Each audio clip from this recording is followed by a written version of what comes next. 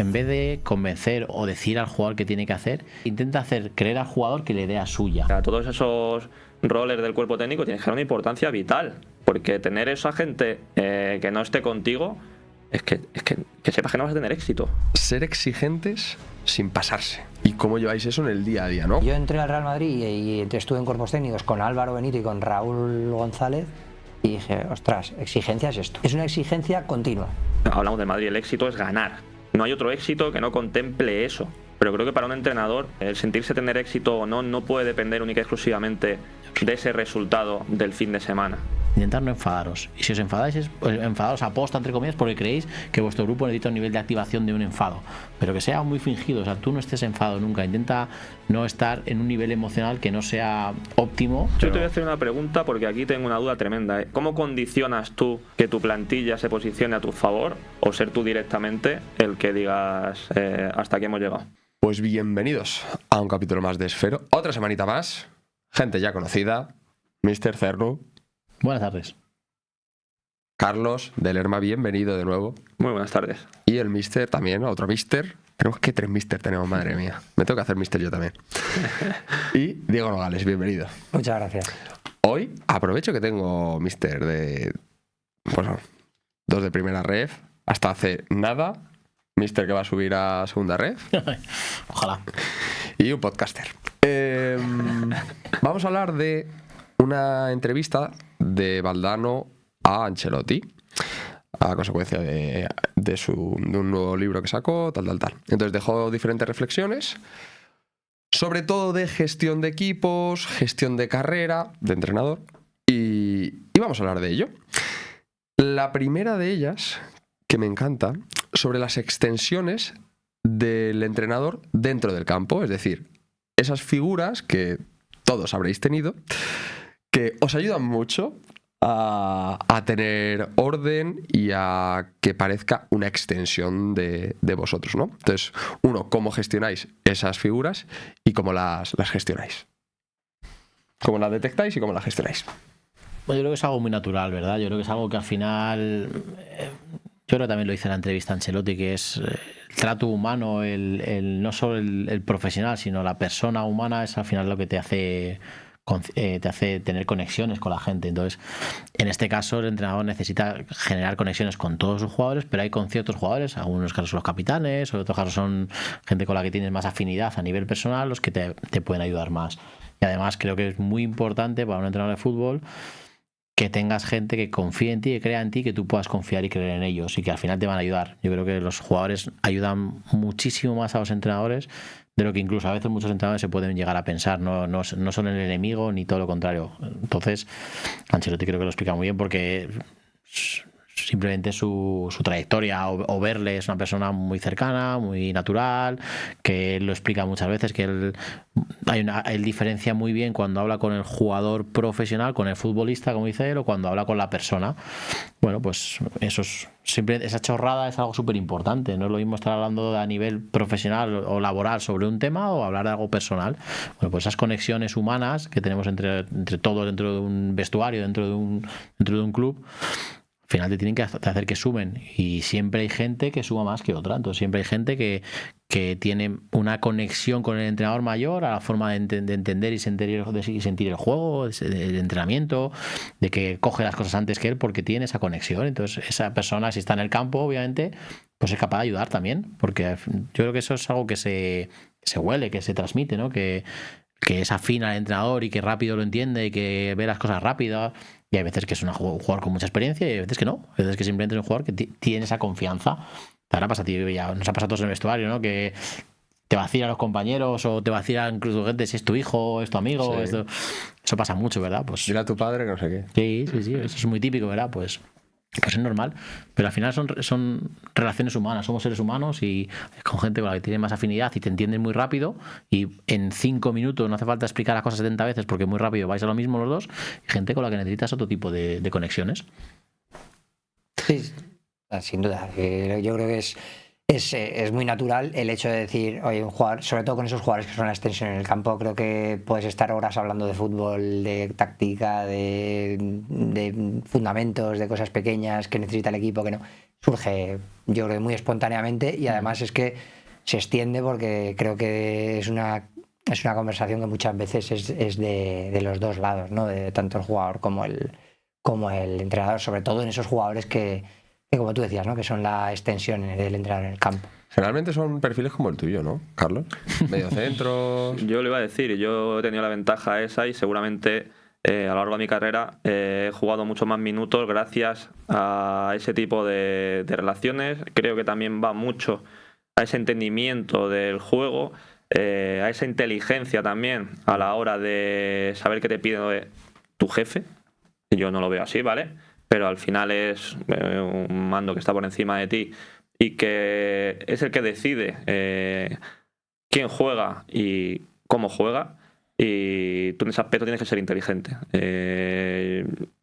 A todo el mundo le digo lo mismo: cuando hay un cambio de entrenador, adáptate rápido, escúchale, que te vea en esa situación. Los primeros días son importantísimos. Gánate esos 2 derechos a tu compañero al estar por delante de él. Al final es una competición en la que el fin de semana te enfrentas a otro rival, pero que en el día a día te enfrentas a tus compañeros y a ti mismo. Entonces, no sé si el capitán, o hay un cursillo para capitanes, o una formación para capitanes o para líderes. Para mí los líderes te surgen. Siempre he sido de que a mí no me gusta llevar el brazalete, pero siempre me he sentido el líder. Por aquello que yo hacía en el día a día, simplemente por el ejemplo, y eso creo que un entrenador lo necesita. Por eso surgen luego las relaciones. Porque primero va qué pone cada uno en la balanza para que esto vaya hacia adelante.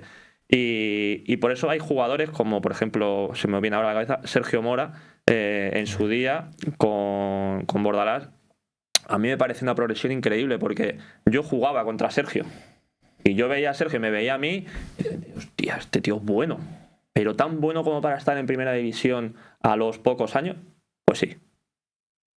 Pues sí, porque se supo adaptar a todo lo que le iba llegando, a toda esa evolución que tuvo el míster también, y la capacidad que tuvo el míster de tener la valentía de llevarse a un jugador desde segunda B, en ese caso, a la primera división. Y eso lo hace porque era un líder. Porque fue inteligente en ese momento de aceptar una idea, aceptar un rol, y a partir de ahí crecer juntos. Creo que creo que las relaciones entre pares se benefician mucho cuando hay cuando hay buena sintonía. Es gracias a que te identificas con la otra persona. Quiero decir, una charla entre 2 futbolistas no es lo mismo que una charla entre un futbolista y un periodista. El cómo yo conecto con un emprendedor o que crea proyectos, que es un tío creativo, no va a ser la misma manera que yo conecte con alguien que, bueno, pues que ha sido más estático a nivel laboral o creativo, ¿no? Entonces creo que esta parte de conectar con el jugador va en base un poco a somos iguales, ¿vale? Somos o por lo menos muy parecidos, ¿no? Como se decía a los viejos, estamos en la misma onda, al final es eso. Correcto. Es que es verdad. Es eso, verdad. Es eso al final. Y quiero hilar un poco esto con otra reflexión que deja Ancelotti, que a mí me parece lo mejor, y es hacer partícipe al jugador. Yo creo que cuando tú haces partícipe a alguien, por ejemplo, yo lo utilizo mucho, y es, si yo tengo a 2, 3 personas y quiero hacer algo, en vez de yo decir lo que creo que se debería hacer, empiezo a soltar diferentes cosas para que lleguemos a la idea que yo quiero. A mí hay una que me gusta mucho del Bosque, que la escuché, no sé dónde la escuché una vez y me pareció maravillosa, que es, no quiero equivocarme, pero algo así que pareció como, en vez de convencer o decir al jugador qué tiene que hacer, intenta que el jugador, la idea que tienes tú, la tenga él. Eso es lo que eso es. Yo creo que va por ahí un poco. Intenta hacer creer al jugador que la idea es suya. Correcto. Intentar generar todos esos mecanismos a nivel personal, ni a nivel deportivos que necesites, para que el jugador crea que esa idea que es tuya se ha metido en la cabeza y crea que es suya. Y eso es cuando realmente es potente eso que has conseguido generar, porque además lo has creado tú a lo mejor en tu pensamiento, pero has sido capaz de meter a alguien que ahora haya sido capaz de llevarlo a un punto físico. Y yo creo que esa es la manera de involucrar eso Sí. es. a Eso que es. esa toma de decisiones que viene a posteriori, esa persona, ese futbolista, ese entrenador, se sienta partícipe de ella. Cuando tú impones algo desde un inicio, Y eso es- tú quieres esclavos, quieres soldados, tú cómo- no quieres y es- futbolistas. ¿Cómo hacéis eso vosotros? Se ha confundido, perdona, se ha confundido mucho con lo de famoso, lo que está de moda últimamente, lo de mano de hierro o ser demasiado blando. A Ancelotti se le ha dicho, a Del Bosque se le dijo toda la vida que eran alineadores, que no eran capaces de tomar decisiones o que no tenían mano dura en el vestuario, y lo que son perfiles de entrenadores que eran capaces de que sus jugadores no es que decidieran, es que eran capaces de generar los suficientes hábitos o las suficientes ideas, meterlas en la cabeza para que fuera una idea común de todo el colectivo.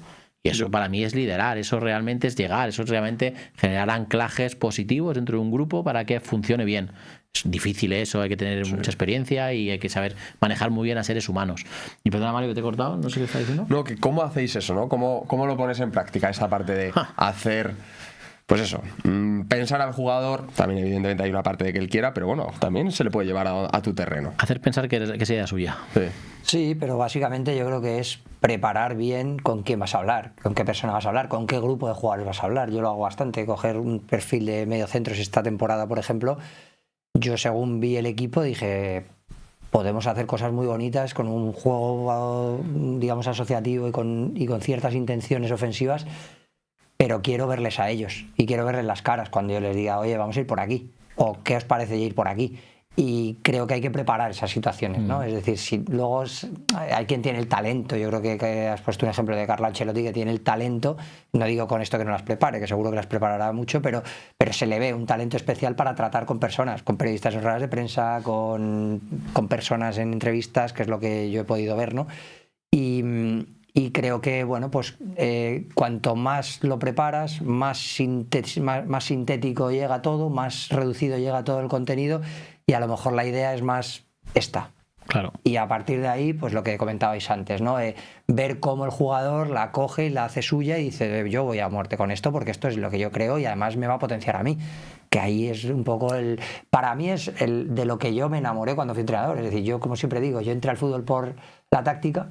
Al fútbol no. Yo entré a ser entrenador por la táctica, pero me enamoré de la gestión de personas. Es decir, que al final dices, ostras, es que esta parte... lo bonito. Es que sin esta parte, olvídate de la táctica. Claro, y para mí es donde realmente se marcan diferencias, en mi opinión. Yo creo que en la táctica somos todos igual de buenos, igual de malos, o en cuanto tienes un cierto conocimiento, el fútbol es... No estoy inventando, no nos gusta y hay de todo, pero donde realmente hay que tener una maestría y hay que tener talento natural y también de formación, es en eso, en ser capaces de llegar a la gente, de contar historias, cada uno tendrá su formación o su forma de entender esto, pero eso es lo que marca diferencias para mí dentro de un entrenador de fútbol. Esto me lo contó un chico el otro día, que estuve de despedida en Valladolid. Y me lo encontré de fiesta, me paró porque me seguía por los Siders, Esfera, tal, que le mando un saludito, que está en el grupo de WhatsApp incluso, animaos a entrar, y me dijo que Paco López dejaba tareas a sus jugadores. ¿Qué decían ellos, no? Sí, para como que estudiasen. Yo al final creo que tú llegaste por la táctica, yo llegué por el futbolista. Soy un firme defensor de que esta industria, este tinglao, está montado gracias a ellos. Entonces es donde más tenemos que invertir. Una forma para mí de que ellos se sientan partícipes de qué sucede o qué va a suceder es en los descansos. Yo no llego a un descanso y les digo lo que he visto. ¿Por qué? Primero, porque cuando he tenido la suerte de estar jugando y que venía el entrenador a decirme X cosas, digo, no está sucediendo eso. O no percibo yo eso. Entonces, siempre les escucho primero y luego lo que dices tú. Hay que conducirles a que entre todos lleguen a lo que yo estoy viendo y lo que yo quiero y lo que yo quiero manifestar de cara a esa segunda parte. ¿Cómo llegamos a ese nexo común? Con el trabajo entre la semana. Al final hemos tenido una preparación de cara a un partido. Oye, ¿está sucediendo esto? ¿Os acordáis del martes lo que vimos? ¿Os acordáis del viernes lo que repasamos? ¿Os acordáis del balón parado? ¿En qué tal? Yo creo que está en ese tipo de preguntas. Ahí está donde el jugador va descubriendo cosas que tú quieres que descubran. Depende de la pregunta, es una opinión, pero depende de la pregunta que le hagas, pues el jugador va a descubrir lo que tú quieres que conteste esa pregunta, ¿no? Va un poco por ahí, yo creo. Luego también, en ese intercambio de opiniones, tienes que también tener claro que no siempre va a salir cara. Que habrá algún día que el jugador no vea lo mismo que ves tú. Eso es. Y a ver cómo responde. Yo tuve un caso en mi época de jugador que me preguntaron qué opinaba y lo hice. Dije lo que opinaba. Y obviamente a día de hoy guardo una excelente relación con ese entrenador, pero en ese caso yo, mis formas hacia ese entrenador no fueron las más correctas ni las más idóneas. Sí, pero claro, si me preguntaron qué sentía, expliqué lo que sentía. Entonces, por eso digo que cuando tú preguntas, tienes que estar preparado. Tienes que estar preparado y tienes que saber que la conversación se te puede ir hacia otro derrotero y no salir beneficiado. Eso es. Entonces... Y lo has dicho antes, y creo que eso es algo súper importante. Cuando has dicho que es muy típico de entrenador, nos ha pasado a todos, a mí también me pasa, que llegas al descanso y das una valoración de lo que tú estás viendo, y te puede pasar que el jugador no esté viendo esto, y en mi opinión, si pasa eso, has perdido al jugador. Si tú estás hablando de que estás viendo que el equipo está haciendo lo que sea y el jugador que está aquí al lado diciendo, ¿qué dices, mister? Entonces, si tiene experiencia, a lo mejor te lo dice y a lo mejor no lo pierdes, pero si no tienes experiencia, todas tus palabras son planas. Sí. No vas a llegar a ningún sitio. Por mucho que tú lo tengas clarísimo en tu cabeza, si no has sido capaz de que ellos también lo vean en su cabeza, que el jugador obviamente ve más cosas que tú, otra cosa es que sepa verbalizarlo, pero ve más cosas que tú, porque tú estás fuera y estás dentro y estás jugando. Es muy arriesgado llegar a un vestuario, y más con gente de nivel y de experiencia, y decir, no, es que estamos horrorosos haciendo esto y esto. Pero ¿y hacéis eso, tío? ¿Habláis con los jugadores mucho? Muchísimo. Yo es que no recuerdo tampoco. Yo, por ejemplo, yo estoy de acuerdo en preguntar en los descansos, pero también creo que hay que percibir un poco el nivel de estrés del jugador en cada día. No es un día igual que otro, no viene a lo mejor de... Porque al jugador también le pasa mucho que muchas veces viene con la percepción de los últimos 7 minutos, al entrenador también, creo que también nos pasa un poco, pero lo que ha pasado los últimos 5 o 7 minutos, totalmente. O estímulos muy claros como goles a favor, en contra, lo que sea, viene con esos estímulos muy frescos, caliente, y a lo mejor se está perdiendo la globalidad de lo que ha pasado. Entonces, bueno, creo que hay días que a mí me gusta mucho también preguntar y por tener la sensación del jugador, porque yo he sido jugador y he sentido cosas, y a mi nivel, lógicamente, pero que he sentido cosas y decir, joder, pues yo no estoy viendo esto exactamente igual, ¿no? Entonces, bueno, alimentarte de esa parte creo que es bueno, pero creo que hay días que hay que percibir que lo mejor es que el jugador necesita decirle por dónde vamos. Decirle por dónde vamos, lo que decías antes. ¿Qué va a pasar la segunda parte? No qué ha pasado hasta ahora. ¿Qué va a pasar la segunda parte? Porque el resultado es el que sea, porque sabemos que ellos en este tipo de marcador tienen estos comportamientos. Y a partir de ahí, ¿qué va a pasar? ¿Qué tengo que hacer yo? Dime qué tengo que hacer yo. Y luego, lógicamente, pues habrá jugadores que estén más de acuerdo, menos de acuerdo, pero yo creo que si tú te has ganado una confianza del jugador en lectura de partido, en planes de partido, etcétera, creo que al final el propio jugador va a decir, venga, pues tengo que ir a muerte en esto, porque otra vez está yo bien, ¿no? Porque creo que ahora que en ese día no lo ve exactamente igual, bueno, nos podemos equivocar los dos. Sí. Se puede equivocar el entrenador y se puede equivocar el jugador, pero lo que sí tenemos que hacer es mira hacia adelante, ir al mismo sitio y que no haya dudas, porque luego con las conversaciones, como decía Carlos, hay veces que te llevan a sitios que nunca sabes dónde va a llegar, y hay momentos de duda, y hay momentos y creo que el jugador no debe percibir esa duda en la decisión. No hablo a mí la duda me encanta, creo que hay que dudar, creo que como entrenadores tenemos que dudar, es fundamental, pero no en la decisión. En la decisión tiene que ser, venga, vamos a ir por aquí, por aquí, por aquí, por esto y por esto, y vamos todos. Totalmente. ¿Tú cambiarías una lectura propia tuya de lo que está sucediendo por lo que te manifiesta un grupo? Sí, lo he hecho. Me ha apoyado y me ha costado, porque al principio creo que nuestro propio ego de entrenador es decir que no, que este es mi trabajo. O sea, que tú estás ahí dentro haciendo otra cosa. Cómprate un club, ¿no? Claro, pero me refiero no tanto por eso, sino coño, que si no estoy leyendo esto bien, que estoy haciendo bien. Estoy para aquí, para esto, claro, se supone. Pero me ha pasado y es una de las razones por las que muchas veces tienes que modular un poco también tu control emocional, porque a veces el hecho de estar por encima del nivel de activación te hace leer peor el partido y decir, coño, ¿cómo no he visto yo que esto era cambio claro? de estructura, de jugador por jugador, y luego ves el partido después y dices, me ha superado. Yo en se lo este digo- momento del partido no lo he leído bien. Yo se lo Y digo bueno. muchas veces a los entrenadores, cuando doy cursos de entrenadores o en formación cuando he estado con el Fubase, digo a los entrenadores, intentar no enfadaros, porque cuando estamos todos enfadados, aunque tengamos razón en el enfado, nuestra toma de decisión es mucho peor. A nivel emocional hay que intentar estar siempre lo más neutro posible. Cuando estamos muy enfadados o muy contentos o muy alegres o muy tristes, nuestro nivel de razonamiento baja. Entonces es más difícil acertar en la toma de decisiones. Entonces yo a los entrenadores muchas veces que te preguntan y demás, intentar no enfadaros. Y si os enfadáis, enfadaros a posta, entre comillas, porque creéis que vuestro grupo necesita un nivel de activación de un enfado. Pero que sea muy fingido. O sea, tú no estés enfadado nunca. Intenta no estar en un nivel emocional que no sea óptimo para tomar buenas decisiones, para tener una buena lectura de partido. Y nos pasa un montón, lo que habéis dicho. Una acción que ha pasado algo que te enfada, has encajado un gol o algún jugador ha hecho alguna acción que te ha hecho y te enfadas y entonces te cuesta mucho tomar decisiones. Y a lo mejor entras al vestuario enfadado, con un nivel de activación muy alto, y lo que necesitas es tú primero pensarte, pausarte y respirar y tomar una buena decisión que a lo mejor te la puede dar un jugador, o te la puede dar tu ayudante, o te la puede dar, no lo sé. Pero enfadado se toman muy malas decisiones. Por lo general, un consejo que doy en la vida, pero en el fútbol es mala idea. Sí, yo ahí creo que has dado, yo creo que el trabajo ese, creo que el cuerpo técnico es un apoyo fundamental. Yo he estado como segundo entrenador varios años y la verdad que me encantaba el rol que tenía en esos cuerpos técnicos. He estado como primer entrenador y creo que darle a una persona el rol de decirle, oye, si me ves por encima, Fuera, bájame. dímelo. Sí. O yo lo he hecho, yo sin que me lo dijeran a lo mejor, pero oye, creo que es lo más positivo para un entrenador, decir, porque si no vamos a leer esto peor, Sí, ¿sabes? sí. Y al final creo que eso es positivo para todos, tener ese rol establecido. Y sobre todo ser mentes que piensen diferente, que tengan una misma visión en cuanto a lo que se quiere, pero que sí que sean capaces de reconocer cuando alguien no está dándole esos pasos que te va a ayudar luego a conseguir el objetivo común. Creo en eso, a más no poder, en la concepción de un cuerpo técnico. Tenía siempre la duda de profesionales o gente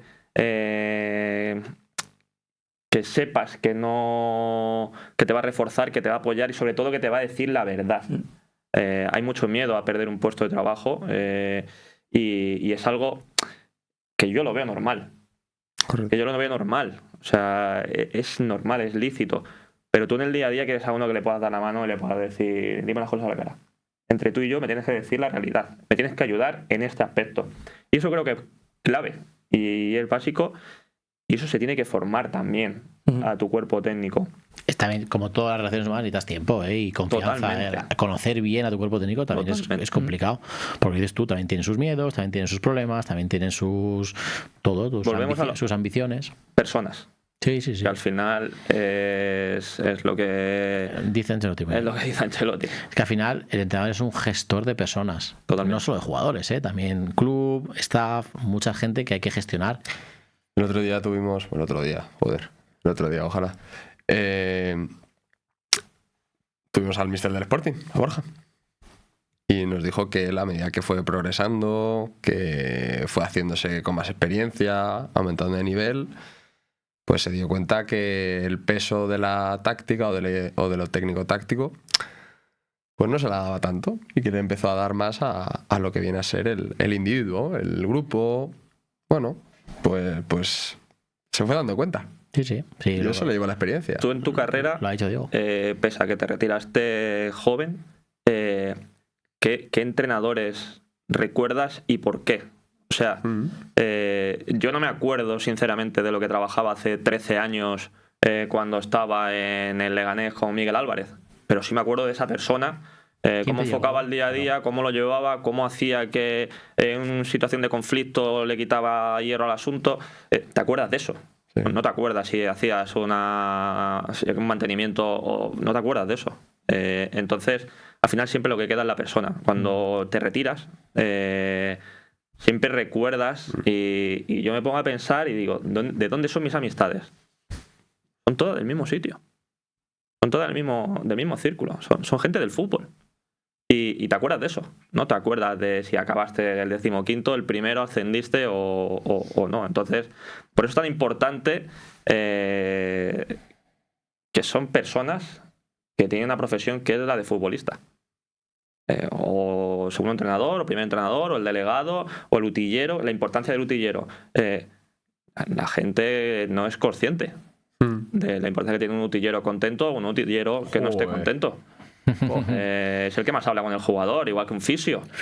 A todos esos roles del cuerpo técnico tienes que dar una importancia vital, porque tener esa gente que no esté contigo es que sepas que no vas a tener éxito. Siendo el mejor entrenador del mundo en lo táctico, en lo técnico, en lo psicológico, en todo, como te falte la mano de obra del día a día, estás muerto. Estás muerto. Y eso es gestión. Volvemos a lo mismo. Hay otro melón que no lo abre mucho, pero yo me he quedado con ello, que habla de que, bueno, que cuando él está en el Real Madrid, habla de que el Real Madrid es el club más exigente en el que ha estado, a nivel de institución, a nivel de afición, a nivel de todo, ¿vale? Claro, ¿cómo manejáis vosotros el ser exigentes, pero sin pasarse, ¿no? Que hay un punto de estrés, el equilibrio entre exigencia y pasarte es muy jodido de llevar. ¿Y cómo lleváis eso en el día a día, ¿no? ¿Cuál es vuestra filosofía? ¿Cómo es vuestro método? ¿Qué ideas tenéis sobre ello? ¿No? El cómo mantener pues un ambiente exigente, sin romper. Vaya pregunta, vaya melón. Es que no lo aborda, pero me parece, digo, joder, pues tiene que ser complicado. Al final yo creo que la presión y la exigencia es algo intrínseco, es decir, es algo que nos autoimponemos. No sentimos presión, o sea, siento la misma presión, sentimos la misma presión si tienes a 100.000 personas diciéndote lo mal que haces las cosas que si tienes a 10. Porque la presión es intrínseca, te la metes tú misma, tu propio cerebro te genera un nivel de estrés y te genera una serie de condiciones que hace que sientas presión, y eso hace que tengas un pulso acelerado, bueno, en fin, una serie de circunstancias físicas, ¿vale? Pues la exigencia es igual. La exigencia es intrínseca, tú te puedes autoexigir. Yo te puedo a ti exigir lo que me dé la gana de exigirte, que si tú a ti mismo no te lo has exigido, no vamos a llegar al mismo punto. Entonces yo creo que es algo que tienes que autogestionar tú. Tú puedes estar en un club con la mayor exigencia del mundo, y si tú no te exiges lo que tú te quieras exigir, cada uno tendrá sus cosas. Ser puntual, ser buen profesional, ser educado. Cada uno usa lo que crea oportuno. Eso para mí es exigencia. Yo me puedo exigir hacer la cama todos los días cuando me levanto por la mañana, y es un nivel de exigencia máximo. Exactamente igual de exigencia que exijo a mis jugadores que vengan con calcetines blancos a entrenar. Yo qué sé, cada uno tendrá su nivel de exigencia. Entonces es algo muy personal, y yo me imagino que en el Real Madrid puede ser seguramente el club más laureado de la historia, bueno, ese club con más éxito de la historia, pues tiene un nivel de exigencia en todo lo que es el entorno, prensa, público, institucional. Pero a nivel de exigencia lo tienen que meter ahí dentro. Es decir, Ancelotti exigirá a sus jugadores ciertas cosas, ¿no? Dudo mucho que les exija ganar todos los fines de semana, porque es algo que no se puede exigir. Tú puedes exigir trabajar bien, entrenar bien, tener tus normas de comportamiento, todo lo que tú quieras para llevar a una consecuencia. Pero la exigencia es algo muy, muy personal. Perdón, Carlos. Dale. No, simplemente yo siempre he pensado un poco en esa línea que los entrenadores nos metemos más presión que nadie. Es decir, a mí me dicen, no, qué presión esta plaza, ¿no? Este club. Y yo siempre digo, pero sí, pues dámela, ¿no? Sí, pero la presión me la meto yo, que quiero ser entrenador y quiero progresar y quiero... Y yo pensaba esto, y yo entré al Real Madrid y estuve en cuerpos técnicos con Álvaro Benito y con Raúl González, y dije, ostras, exigencia es esto. O sea, es una exigencia continua, pero no mal, son personalidades totalmente diferentes, la de uno y otro, pero el nivel de exigencia consigo mismo, con el cuerpo técnico y con el jugador, es constante. Es decir, es constante. Y yo, que pensaba que yo era una persona exigente por esa presión que yo me metía, hacía que revertiera en equipos competitivos, exigente en entrenamiento, que no podíamos... Pues me hice más exigente, porque dije, no, es que el nivel que quiero yo es este. Lógicamente hay que jugar con no pasarte, dónde puedo llegar, ¿no? No pasarte de vueltas, y que también esa exigencia vaya acompañada de un ambiente positivo, que no está, creo que no está para nada, no es contradictorio, ¿no? Entonces, yo es verdad que con ellos lo detectaba en su día a día, en la exigencia de ellos mismos hacia el trabajo y hacia, lógicamente, el trabajo del cuerpo técnico también. Claro, son ambientes de trabajo bonitos para mí, porque a mí me gusta un ambiente de trabajo con presión, que las cosas tienen que salir bien, que el trabajo tiene que estar a su momento, que todo tiene que estar bien pautado, y que eso genera que el equipo luego se va viendo que compite con una identidad exigente. Y al final creo que yo en ese sentido entiendo esa exigencia por haber estado quizás dentro del Real Madrid, pero sobre todo con personas que han estado en ese vestuario que comenta Carlo Ancelotti, ¿no? Que realmente hay personas en el mundo y en la vida que tienen un punto más de exigencia posiblemente del que yo en ese momento tenía y del que también intenté aprender y adquirir, ¿no? Sí. Es decir, oye, yo quiero ser así, yo quiero por lo menos al punto donde case conmigo, no quiero ser otra persona, pero sí decir, oye, que se puede más y que el jugador acepta más y que no pasa nada por exigirle esta situación, que parece que no es que estamos exigiendo algo para lo que no está capacitado. Pues a lo mejor una vez sí, pero a lo mejor lo haces otras 7 y resulta que da un paso más, ¿no? Y que realmente podía más. En lo físico, en lo técnico, en lo táctico, en cualquier, bueno, incluso en lo emocional, ¿no? Es decir, gente que tiene un bloqueo, el que sea, pero con la exigencia puede llegar, ¿no? Sí. Bueno, yo he vivido esa situación y me parece interesante. Yo el caso que comentabas tú, a modo de comparativa con lo que estamos hablando, que es el Real Madrid, en el caso particular, yo me retiro y tengo la suerte de que el primer entrenador con el que trabajo es Fran Beltrán. Fran Beltrán en ese momento venía de la cantera del Real Madrid. Y claro, yo nunca había vivido lo que es trabajar en un cuerpo técnico profesional. Entonces, yo pensaba que estaba formado, que no preparado, que para mí son cosas diferentes, porque luego el día a día, cuando tú llegas, te retiras, das el paso al lado oscuro, que lo llamo yo, el día a día te come. Y como no estés formado y preparado, no te vas a adaptar jamás, ¿vale? Entonces, una de las exigencias que me tuve que imponer yo era levantarme mucho más temprano. Me tenía que levantar a las 4:30, a las 5 de la mañana, por el hecho de que si no, no me daba. No me daba. Luego ya fui automatizando procesos y ya me podía permitir ir al gimnasio por la tarde. Pero mi día a día, mientras que fui segundo entrenador, era levantarme a las 5... echarme un ratito y y hasta las 9 ya porque no me daba más, ya no veía, tenía los palillos en los ojos. Pero casualmente cuando dejé de trabajar con él, esa exigencia es la que tengo en el día a día yo, desde las 5 de la mañana.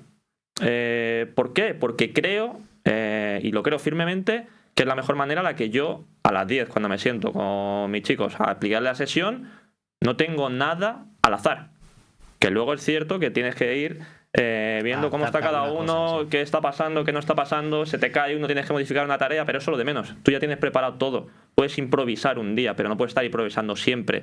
Entonces, creo que sin esa exigencia que en ese momento tuve que cambiar mis hábitos para poder adecuarme a lo que me requería la situación, no habría dado ese pasito hacia adelante. A mí me dice alguien que me tengo que levantar a las 5 de la mañana para poder completar un trabajo de manera normal y no lo hubiera hecho. No lo hubiera hecho. Es algo que me autoimpuse yo, en lo que hablabas tú antes, la autoexigencia, pero si me llegan a decir no lo hago. Entonces, con el tema del jugador, obviamente habrá momentos en los que nos pasemos. Pero si tú le exiges de una manera en la que disfrute, creo que la ganancia es de ambos. Se puede ver muy fácilmente a nivel condicional. Cuando empiezas a trabajar la fuerza, la típica sentadilla, la carga que le vas metiendo, vas evolucionando. Si te pasas, peta. Pues con el resto es igual. Puedes exigir hasta que tú ya veas lo que hablamos del bloqueo. Frena. Llévatelo a tomar una cerveza o a tomar lo que consideres. Pero hay que exigir. Es un deporte de una exigencia tremenda a todos los niveles. Por suerte, por desgracia, nuestros cargos, en este caso, estamos a un disparo de que esté por el otro lado. Y yo creo que sin esa autoexigencia previa, pero tienes que tener al jugador muy convencido de ello y muy predispuesto a ello. Si no, creo que obligar a algo no te da ese rendimiento que tú quieres obtener a largo plazo. Sí, que es un poco lo que hemos hablado antes de hacer partícipe al jugador, ¿no? Incluso desde esa exigencia, ¿no? No sé cómo transmitirle eso, ¿no? Y que él diga, no, es que este es el camino, es que yo soy así, quiero este camino. Y ese cuando también habla mucho de, por ejemplo, el caso de Bordalas, de Pepe, ¿no? Que es una figura muy exigente, que el día a día, que tal, no sé qué. Luego también digo, joder, me parece un equipo alegre, tío. Alegre en el No está reñido. día a día, Claro, tal, no no está sé qué. reñido. Tal. Es que al final yo creo que la exigencia al jugador, cuando le da rendimiento, disfruta de esa exigencia, y cuando la pierde a veces y nota que su carrera, que su rendimiento ha bajado porque ha bajado un poquito su nivel de exigencia o el nivel de exigencia que le están llevando a llevar, pues obviamente el jugador no disfruta tanto, el jugador disfruta ganando. Es cuando más disfruta, y disfruta mejorando. Y si Bordalás considera que para que un jugador mejore y que el equipo gane necesita levantarse a las 6 de la mañana todos los futbolistas y estar en el peso ideal y entrenar 36 minutos, transiciones, 47 bloques, lo que sea que tenga que trabajar, si el jugador luego ve que el equipo gana y compite y su carrera mejora, no sé qué, está encantado en esa exigencia. Ahora, si le está teniendo esa exigencia y ve que ni mejora, ni compite, ni gana, va a decir, esta exigencia no es una mierda, no la quiero. Sí. Entonces, la exigencia tiene que ir muy acompañada siempre de rendimiento. Todos nos queremos exigir si nos va a dar algo en consecuencia. Antes he dicho una cosa que para mí es una palabra muy peligrosa, que es el éxito, ¿no? Para cada uno, hablamos de Madrid, el éxito es ganar.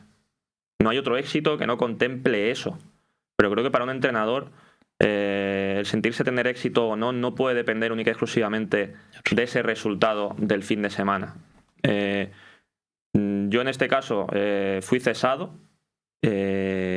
con razones, bueno, eso ya cada uno lo puede entrar a debatir. Obviamente el equipo no estaba rindiendo al nivel que se esperaba, eso está claro, pero yo salí de allí y sentía que había tenido éxito. ¿Éxito en qué? A la hora de haber preparado todo ese día a día, de tener un día a día sano, de tener un día a día estable, de exigir a ese jugador para que en ese día a día diese el máximo rendimiento, y sobre todo algo que te queda y que te marca para siempre es cómo te vas, cómo se despiden de ti, que para mí es lo que digo yo. No tuve resultados, pero sí tuve éxito. Entonces, en cada club, obviamente la mayoría, el éxito son los resultados. Pero creo que las personas debemos diferenciar muchísimo eso, porque si no vamos a ser siempre fracasados. Dios. Que ganas, o sea, pierdes más que ganas siempre. En Totalmente. el fútbol es que encontrar ganar más que perder. Es que lo que decís, es que el éxito nunca puede ser algo que no dependa de nosotros. El éxito tiene que ser algo que podamos controlar. Nuestro éxito tiene que ser exigirnos al máximo siempre, hacer las cosas como creemos que se tienen que hacer. Luego, esa consecuencia de acontecimientos deberían llevar a un buen resultado, pero no depende de nosotros. Entonces, la autoexigencia es esa. Antes de saltar al siguiente tema, al siguiente bloque, perdón, yo siempre pongo el mismo ejemplo, ¿no? De que si tú has tenido éxito, ¿no? O has hecho algo bien, no va en base al resultado, sino va en base al análisis previo, que el ejemplo yo lo cojo de Taleb, que es uno de mis autores favoritos, ¿no? Y dice que tú vayas a la ruleta, le pongas X dinero y lo multipliques porque ha ganado, no quiere decir que lo has hecho bien. Tu análisis ha sido una mierda. O sea, el análisis a nivel estadístico es horrible. Has ganado, sí, pero el análisis es una mierda. No tendrías que haber ganado, ¿no? Pues esto es un poco lo mismo. No es tanto el resultado, sino el análisis previo.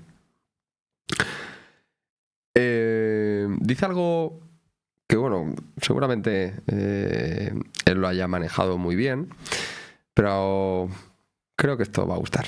Aprovecho para decirte que si todo lo que ves en Esfero te gusta, del 26 al 3 de abril vamos a abrir nuestra comunidad privada, Esfero Club. Porque era una comunidad y porque hay un networking bastante grande que puedes conseguir. Dentro de la comunidad encontrarás un foro de publicaciones, módulos de aprendizaje, llamadas semanales y masterclasses con expertos. Es mejor que un curso, porque un curso te da lo que te quede y ya está. En cambio aquí es constantemente hablando con gente, con opiniones diferentes. Un lugar donde aprender, compartir y conectar con gente como tú. Ha estado muy bien la charla porque al final son cosas que en el día a día las estamos viviendo. Durante estos meses hemos trabajado con un grupo muy reducido de miembros fundadores que nos han ayudado a mejorar la comunidad, a ajustar todos los contenidos y todas las dinámicas para que tengamos el mejor producto posible. Creo que todos los que estamos aquí sentimos un poco lo mismo en cuanto a progresar, a seguir evolucionando como profesionales. Así que si quieres estar atento a la apertura de la comunidad o a contenidos exclusivos, te recomiendo que te metas en nuestro grupo de WhatsApp,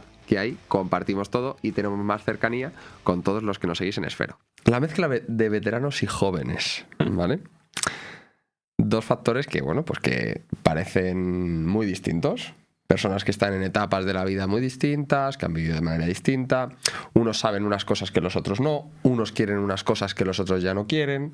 Bueno, digamos que puede haber distintas diferencias, ¿vale? ¿Cómo manejáis esta parte? ¿Cómo manejáis este equilibrio? ¿Cómo detectáis el mal veterano, el mal joven? ¿Cómo se cambia el mal veterano al mal joven?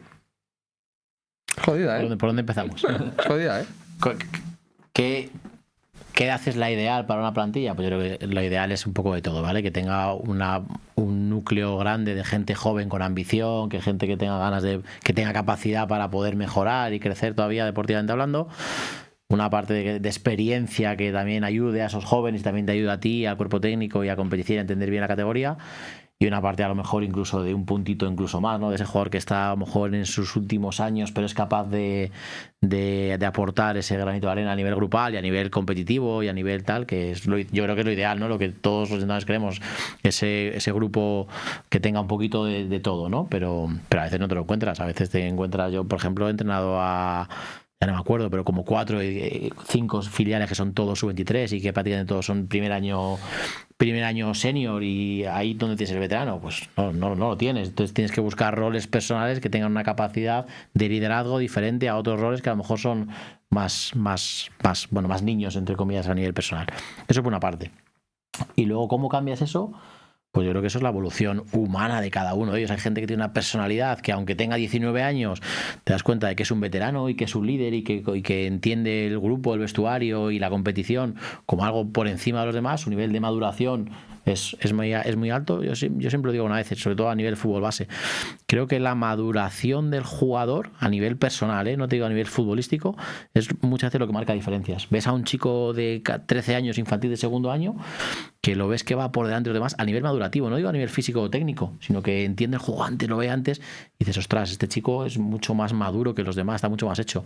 De hecho, a veces lo veis, si te fijas en entrevistas de gente muy joven que llega a la élite, dices, mira, no habla como un niño de 19 años, no incluso a veces, bueno, vestirse a lo mejor sí, pero no actúa como un chico, es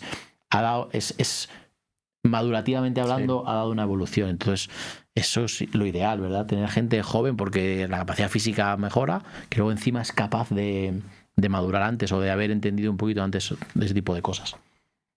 Yo creo que muchas veces tratamos de lo que todos entendemos como un capitán, como un líder, es el que aúna todos los liderazgos, ¿no? Para mí hay varios tipos de liderazgo, ¿no? Hay un liderazgo social, el que estás en una barbacoa y hay 7 tíos escuchándole. Ese tiene liderazgo social y no tiene por qué tener ninguno más. El capitán de eventos, ¿no? Ese. Eventos y festejos.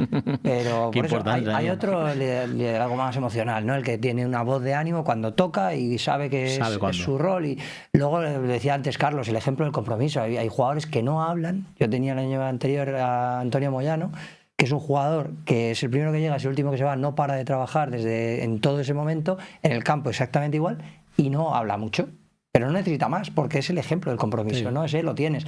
Y luego pues ese tipo de líderes más estratégico, ¿no? Ese que decíamos, el que en el campo es la extensión del entrenador, ¿no? Pues eso son varias capacidades que muchas veces encontramos en el jugador veterano, porque ya ha ido sabiendo hacer todas, y también la veteranía le da también en lo social cierta madurez y tal. Y entonces al final buscamos como el líder, ¿no? El veterano que sí, que lo tiene todo, ¿verdad? Pero luego hay equipos donde, mientras todos los liderazgos estén bien cubiertos, van a funcionar igual. Es decir, no le exijamos al que no tiene la capacidad social de ser el líder social, ¿no? Sí. Pues si hay otro, ¿qué más da? O sea, esto está cubierto, ¿no? Ahora, como entrenador sí que creo que debemos cubrir, sobre todo en la construcción del equipo, sobre todo al principio, ¿no? Es decir, oye, si hay algo que no se cubre, para eso estoy yo. La identidad del equipo. En la emocional no hay un grito cuando toca, no hay un llamar a todos la atención cuando realmente tal, ¿no? Porque hay veces que eso lo hacen los capitanes. Yo recuerdo una charla de Mourinho donde hablaba de Jorge Costa, ¿no? Que decía él que iba a un descanso, que les iba a decir de todo, que no iba a hablar nada de fútbol, no sé qué, y Jorge Costa le paró y le dijo, para. No entres. Tú solo vas a entrar ahora, cuando yo te diga. Y entonces cerró el vestuario, él hizo esa parte de trabajo sucio, Y entró y dijo, háblanos de fútbol. Y por lo visto luego Jorge Costa en ese partido marcó 2 goles y como que además se echó la mochila del equipo a la espalda, ¿no? Pues ese tipo de líder existe, pero no creo que debamos preocuparnos mucho porque yo durante mucho tiempo he buscado ese perfil y ese perfil tiene que ser y veterano y de esta manera, ¿no? Cuando lo tienes es ideal. Yo este año tenía en el equipo a Pedro Capó, que me parece un jugador que aúna todo eso, pero tenía un grupo súper sano porque todo el resto de liderazgos, antes de llegar Pedro Capó, que llegó al final de mercado, veía que era un equipo que todo estaba cubierto y que todo iba en buena sintonía, ¿no? También lo que hablábamos antes son personas. Lo fundamental es que sean buenas personas. Si hay 3 que van a escaquear, otros 4 que no sé qué, y diferentes grupos, pues es mucho más complicado, ¿no? Pero si son buenas personas y eso todo está cubierto, tú como entrenador dedícate a ver qué falta. Y lo que falte, intentar cubrirlo, ¿no? Y yo creo que por ahí tú hablabas antes de los equipos sub-23.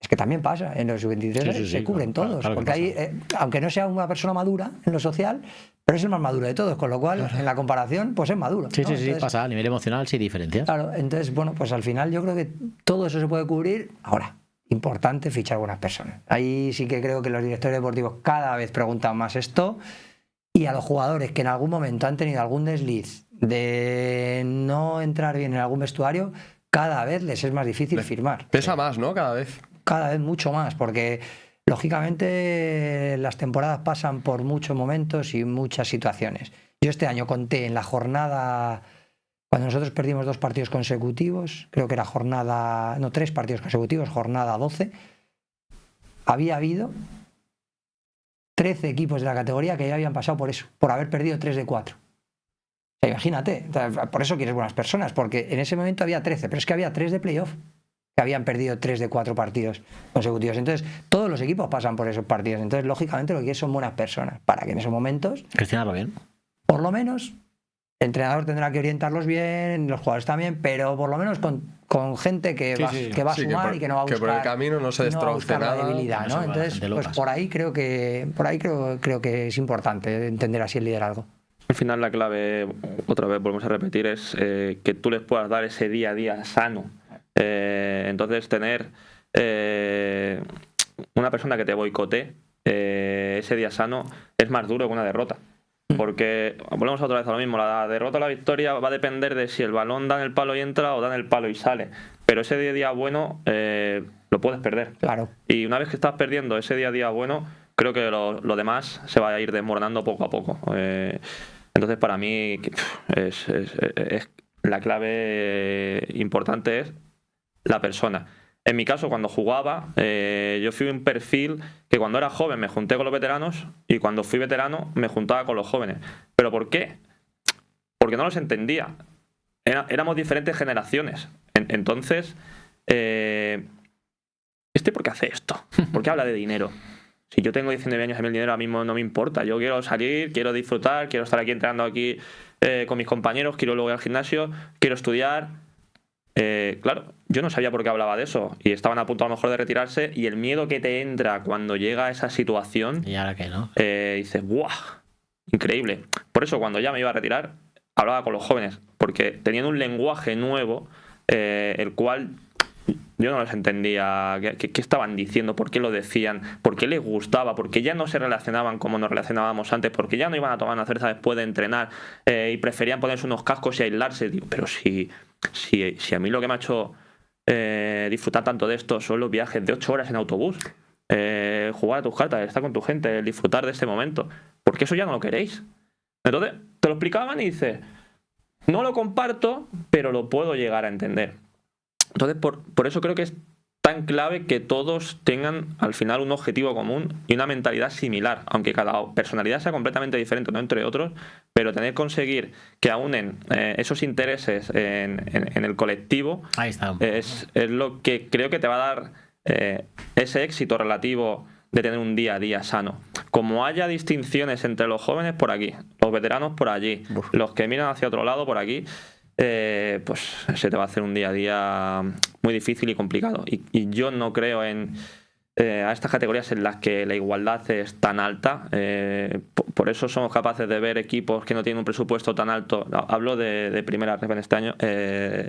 en este caso, que están compitiendo y están llegando a posiciones de playoff, y auténticos barcos transatlánticos que están llamados a estar en los primeros puestos, que no están sabiendo gestionar eso, porque es muy sencillo que un equipo que no está planificado para ascender se vea sexto, séptimo e ir hacia adelante, y es muy difícil, casi imposible, un equipo que está planificado para quedar primero que vaya al 12. No, ya no te estoy hablando que vaya al 15, que ya estás oliendo otras cosas, pero no estás hecho a eso, y ahí es donde ya el grupo lo tienes disgregado. Unificar otra vez a todos ese colectivo en una mentalidad única, creo que es muy difícil. Y bueno, es lo mismo, va en base a la persona, lo que hayas construido en todo el espacio de tiempo. A mí lo que me parece más difícil son aquellos perfiles con actitudes muy sutiles, que van haciendo, no sé cómo decirlo, o sea, la gota malaya, ¿no? Que va sí, a poquito. Se han destrozado cordilleras y grandes rocas simplemente con ligeros toques de forma repetida. Y eso es a mí lo que más me obsesionaría, por ejemplo. El detalle. Es que lo hemos hablado alguna vez en el podcast, ¿verdad? Que al final tener en el vestuario, en ese grupo de gente que tiene que estar todos llevando una armonía y que todos más o menos tengan un fin común, tener una o dos personas tóxicas o personas que contagien ese buen ambiente y que poquito a poquito vayan metiendo ideas que puedan hacer encontrarse a la gente, que puedan hacer ir en contra de la idea común y ese tipo de cosas, son muy dañinas, y iremos alguna vez que si lo identificas bien, claro, y lo tienes muy, muy claro, es mejor apartarlo, aunque es delicado y depende mucho de situación deportiva, pero... Yo te voy a hacer una pregunta porque aquí tengo una duda tremenda. ¿Qué crees que es mejor? ¿Tomar tú cartas en el asunto o que sea la propia plantilla la que dé ese paso hacia adelante? ¿Cómo condicionas tú que tu plantilla se posicione a tu favor o ser tú directamente el que digas hasta aquí hemos llegado? Yo en ese caso primero hablaría con mi plantilla, querría saber la opinión de ellos, porque a lo mejor es diferente a la mía, punto uno. Pero si todos al final llegamos a la misma conclusión de que lo mejor es esto o lo mejor es lo otro, iría con ellos a muerte, pero no es una decisión que tomaría en ese tipo de casos que tomaría yo solo. Uh-huh. Mi plantilla, mi cuerpo técnico, pues, incluso el club, porque al final luego además a nivel contractual hay muchos matices que son importantes, pero creo que la opinión del resto de compañeros, la opinión del resto del grupo es fundamental, independientemente de la mía. Yo ahí voy al mensaje de un compañero o de un grupo, creo que tiene más fuerza que no la de un entrenador. Y fíjate que el entrenador totalmente. es el que está por encima, pero que te eche tu semejante, creo que es mucho más duro a que te eche tu superior. Mira, en Estados Unidos, en fútbol americano, los equipos son universitarios y cuando son 50, bueno, no sé, pero creo que son 50 jugadores y obviamente imaginaros, hay más relaciones interpersonales, hay más problemas, obviamente. Ni el entrenador, ni la universidad, ni la gente del club puede nunca echar a un jugador, solo puede echar el capitán. El capitán es el único que puede decir si un jugador no sigue la plantilla en un tema universitario. No puede ni el entrenador ni el club, nunca, aunque lo quiera. Yo en este caso discrepo un poquito, creo que estoy de acuerdo en el sentido de que lo ideal es que te apoyes en una decisión del grupo, pero discrepo un poco porque creo que está dentro de las responsabilidades del entrenador. Es decir, el día a día es una responsabilidad del entrenador. Los criterios que se marcan de hábitos que tú quieres generar están a criterio del entrenador. La normativa interna, quizás la de club no, esa es una cuestión de club, pero la interna la haces tú. A mí, por ejemplo, me gustan 3-4 cosas que todo el mundo tenga claras, iguales, y vamos todas a estas. Y son 4 normas, pero esas 4 normas no se las salta nadie. Y en el caso de que se salten, pues vemos qué medidas tomamos, ¿no? Pero yo creo que sí que entra dentro de las responsabilidades del entrenador tomar según qué decisiones. Y ahí, aunque la decisión final no dependa, como tú has dicho, hay un tema contractual, pero el día a día eres tú el responsable del día a día. No es el jugador, no es el capitán, aunque a veces tengan más información por lo que pasa dentro del vestuario, etcétera, pero el día a día realmente eres tú el responsable. Entonces yo ahí creo que hay situaciones donde idealmente, si te apoyas en la plantilla, pues estará muy bien, pero también creo que hay situaciones donde tú tienes que tomar la decisión, y es que es tu decisión. O sea, es decir, es una decisión que tienes que tomar tú en base a lo mismo que eliges 11 jugadores para iniciar el domingo, que es para ganar. Es decir, para que a la larga este grupo sea sano, para que a la larga esto tiene que llevar a ganar. Yo, en una pretemporada, en Adarve renové a un jugador con unas... ascendimos de tercera a segunda ref y renové a un jugador con unos compromisos por su parte. Estos compromisos no se cumplieron y yo pensé que lo más sano era... Incluso el director deportivo tenía una opinión parecida a la mía, pero no tan, digamos, tajante. Yo opté por rescindir, o sea, por proponer la rescisión, porque creo que no iba a llevar nada sano al grupo en ese momento. Es un jugador, es un chico magnífico y bueno, creo que todos pasamos por momentos personales mejores y peores. No vayamos a etiquetar a nadie por una situación que pasa durante una vez en su vida con 25 años, ¿eh? Pero yo creo que sí, claro. aquí todos somos así y tal. Pero creo que sí es un rol una responsabilidad nuestra y que debemos saber asumir, aunque no sea en una situación, pues eso, aunque no sea lo más cómodo, incluso lo más cómodo o lo más fácil, porque la plantilla tampoco se posiciona claramente. Ya digo, en nuestro caso fue una pretemporada, o sea, es decir, que ni siquiera había... Y lo normal es que la plantilla no se posicione claramente sobre algo, porque no deja de ser un compañero. Yo creo que la toma de decisión sí debe ser del que toma las decisiones, del que pagan para tomar decisiones, pero en mi opinión, obviamente hay que apoyarse mucho en el grupo, en todo el mundo. Es que la camaradería en el fútbol es súper alta, ¿eh? O sea, hay no sé cómo decirlo, o sea, aunque no le conozcas, aunque ni siquiera sepas si tiene hermanos y cómo se llaman sus padres, como tal, cuando entras en el campo con alguien, hay algo especial. Un vínculo especial. Hay algo especial, no sé qué es. Bueno, es como un código. A lo mejor es que se enamora de sus virtudes y te cuenta sus virtudes, ¿no? Tampoco. Pero es un código, es como la mafia. Hay códigos.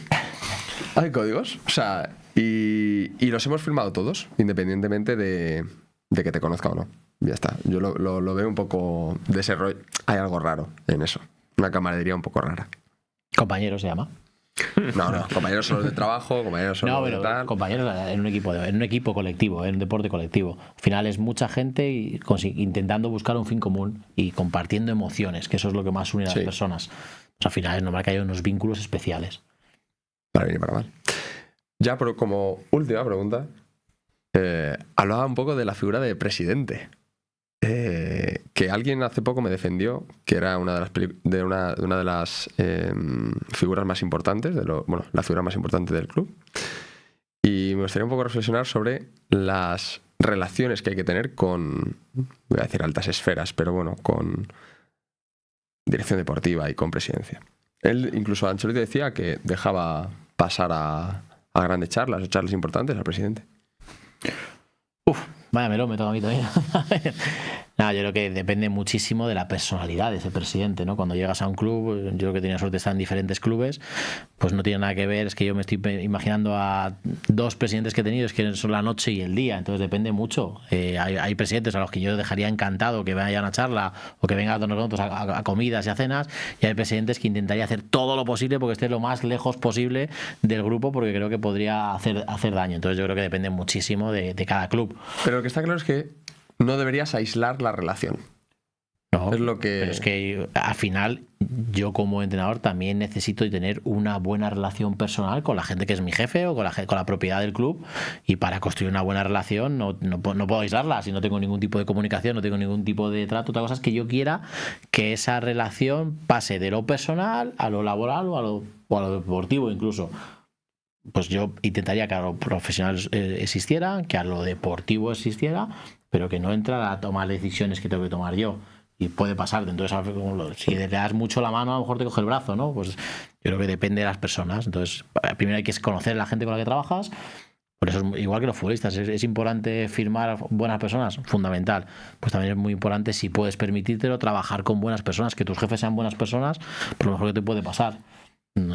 A mí he tenido la suerte de que casi siempre he trabajado con muy buenas personas y no he tenido ningún problema, entonces una combinación fluida y natural. Y si me quiere comentar algo, dependiendo del momento, obviamente, que no me lo comente cuando estoy a un minuto de empezar un partido de fútbol, si irá, pues no, pero si hay un buen marco y tiene que comentarme algo, al revés, encantado de la vida, no hay ningún problema. Creo que va a sumar.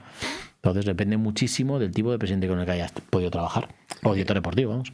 Lo que digo es que no hay que verlo solo como el que pone la pasta y ya está, o el que ha comprado el club y ya está, ¿sabes? Intentar acercarse, ¿sabes? O depende. Imagínate que estás en un club en el que la propiedad está en México. y por aquí no aparecen, no saben nada, pues no, pues tú tienes relación con tu jefe directo, tu director deportivo, director general. Bueno, no tiene por qué. Yo creo que cada club tiene su idiosincrasia y lo importante es ser capaz de adaptarte a todo. Al final hay una cosa que para mí es muy importante, es que todo el mundo tiene su opinión, pero no todas las opiniones te pueden afectar de la misma manera. Yo, por ejemplo, ahora mismo un comentario negativo de un igual, Diego hablando de fútbol me dice tal, pues yo no te veo, no he visto a tu equipo bien y tal, me afectaría menos, tú fíjate lo que te estoy diciendo, que de alguien que considere que a lo mejor entiende menos que yo. O sea, lo de él me lo tomo como un refuerzo, lo de otra persona me lo puedo tomar de otra manera distinta. No sé si me estoy explicando. Entonces, creo que todo depende del contexto de tu club. Has hablado muy bien de las propiedades que están en el extranjero. Tienes un hilo directo con alguien que encima a lo mejor no tiene capacidad de poder decidir nada, sino que ejecuta órdenes. Tú no tienes hilo con la otra parte, por lo tanto, dices... Y encima la valoración es del resultado, porque ni siquiera están en el día a día, pues con esa persona poca relación puedes tener. Claro, luego tienes presidentes que los ponen una propiedad, por lo tanto es un empleado más del club que por supuesto tiene un cargo dentro de ese club y demás, y te trata más como a una persona que no como a un entrenador. Entonces hay los vínculos personales que hablábamos antes. Entonces son muchísimos escenarios los que se plantean a día de hoy y que cada uno es completamente diferente al anterior. Volvemos a lo mismo, a la adaptabilidad que tengas tú de poder gestionar personas y ese tipo de situaciones, porque creo que no vas a vivir dos situaciones igual que pasa en el campo. Creo que fuera de él pasa un poco lo mismo también. Depende del contexto del club, de que te toque cada año. Total. Es difícil. Sí, yo creo igual, que creo que depende mucho del contexto. Pero también creo que los entrenadores tenemos que saber lo que es nuestro rol y lo que no. Lógicamente, nosotros, si una persona, director deportivo, presidente, propietario, quiere tener una relación cercana con nosotros, creo que debemos ser accesibles. Es decir, claro, igual que tú le muestras accesibilidad cuando quiere contratarte y seguramente en la primera entrevista eres un tío accesible, que te quieres demostrar que eres el adecuado para el proyecto y que vas a proponer estas cosas, pues luego mostrar la misma accesibilidad, no estar enfocado. Lógico. Pero yo no me como mucho la cabeza con este tipo de relaciones porque la asemejo mucho a la del jugador y el entrenador. ¿Quién marca el límite en el jugador y el entrenador? El superior, el entrenador. El entrenador es el que me deja hasta aquí, o alguno que le cojan hasta el hombro, ¿no? Eres tú el que marca realmente la relación con el jugador. ¿Hasta qué grado de cercanía es? Pues exactamente igual. La nuestra con los de arriba, para mí son más responsables de marcar la distancia de ellos que tú. Por mucho que tú quieras algo, yo puedo querer irme contigo a tomar algo de verdad, porque creo que vamos a casar cuando nos tomemos una cena y nos riamos, que yo sé cuál es tu sentido del humor y creo que nos vamos a reír, que si él no pone los medios para que pase, o él no hace esto por lo que sea, porque no quiere esa distancia contigo, o porque quiere mantener esa distancia contigo, pues no va a pasar, ¿no? Entonces ahí creo que debemos quitarnos un poco de responsabilidad, ¿no? De los entrenadores, decir, vale, la relación con superiores creo que la van a marcar más los superiores que nosotros, pero oye, la accesibilidad tiene que ser por lo menos parecida, si no sí que va a parecer que cuando querías un trabajo eras encantador de la vida y luego no quieres despacho abierto y todo, y luego no, de aquí es mi puerta y el vestuario no entra nadie. Hombre, ahí yo creo que hay que ser por lo menos consecuente. Y sentido común, ¿no? Yo creo que esa sensibilidad que tenemos todas las personas para relacionarnos o no, hay gente que tiene más y gente que tiene menos, pues déjate llevar un poco por lo que te sientes, ¿no? Si ves que es un tío muy cercano, ves que habitualmente está por vestuario, que está habitualmente con tantos jugadores, pues uno más. Y si ves que no ha bajado nunca y de repente le ves todos los días por allí, pues a lo mejor pregúntate por qué, ¿no? Pues vete despidiendo, ¿no? No, claro. Eso, pues, gana el domingo. A lo mejor sí, ¿no?